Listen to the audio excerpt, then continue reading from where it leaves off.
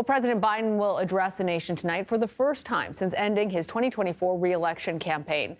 The primetime speech will take place in the Oval Office, where Biden is expected to lay out his plans for the rest of his term.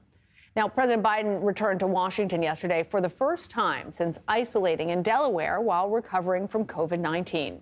And CBS News senior White House and political correspondent Ed O'Keefe is at the White House there and joins us. So, Ed, first of all, what can we expect from President Biden in this address tonight?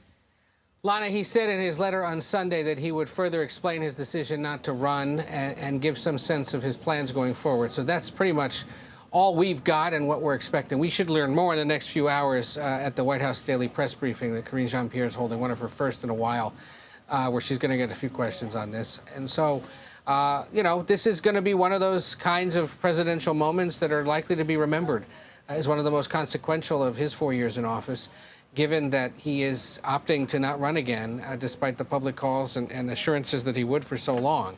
It was a pretty dramatic 3 weeks leading up to that decision between his debate and the speech. And so maybe he'll give us a little more of his thinking on why it is it's time to go. Beyond that today, there's a lot of anticipation about this speech and then his anticipated meeting tomorrow with the Israeli Prime Minister Benjamin Netanyahu, which frankly is the kind of meeting or event he's likely going to be focused a lot more on in the closing months of his presidency. Foreign policy and how to get those American hostages home and end that war, deal with the war in Ukraine, deal with threats from China and Iran, likely to be a big part of what he'll be focused on in the coming months. Yeah, and I want to follow up with you about this Oval Office address, because, as you said, we're expecting President Biden to talk about his agenda for his remaining months in office. But former President Trump is demanding equal airtime because President Biden is giving this address, citing the FEC's equal opportunities rule. Talk to us about whether that argument has merit and what the Trump campaign is really taking issue with. Yeah, the Federal Communications Equal Time Rule, which has existed since the 1970s, applies to the broadcast networks. So specifically, CBS, ABC, NBC, Fox, and the various Spanish language broadcast channels. Not CBS News 24/7, because we're available on virtually every platform, but those that specifically broadcast on broadcast television. There's been an expectation that if one political candidate gets the time, the other one should be given it as well. Some debate on to what extent that rule is really enforced anymore. He's essentially, in a letter to the network, saying he's likely going to spend time tonight endorsing his vice president. Therefore, it's a campaign speech. Therefore, we'd like some time as well. There's been no formal response from the networks about that.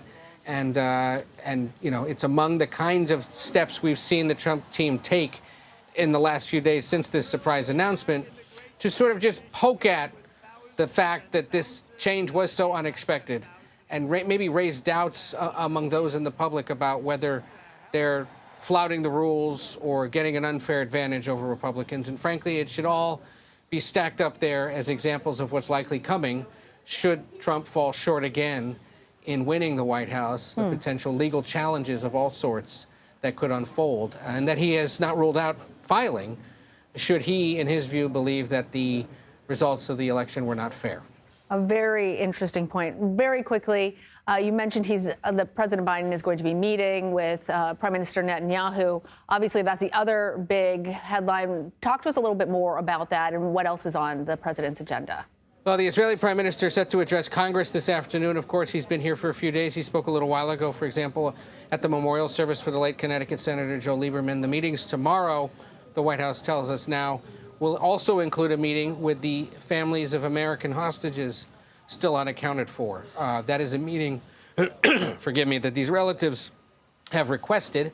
And by putting Netanyahu in the room with them, it could apply some really significant personal pressure on him to do more to get those people released or at least accounted for in some way. And it remains a big priority for the U.S. government, the National Security Council, the State Department especially. He will also, and this perhaps now is the more intriguing meeting, have a separate meeting tomorrow at some point with Vice President Harris, who will be on her way back from an event in Houston.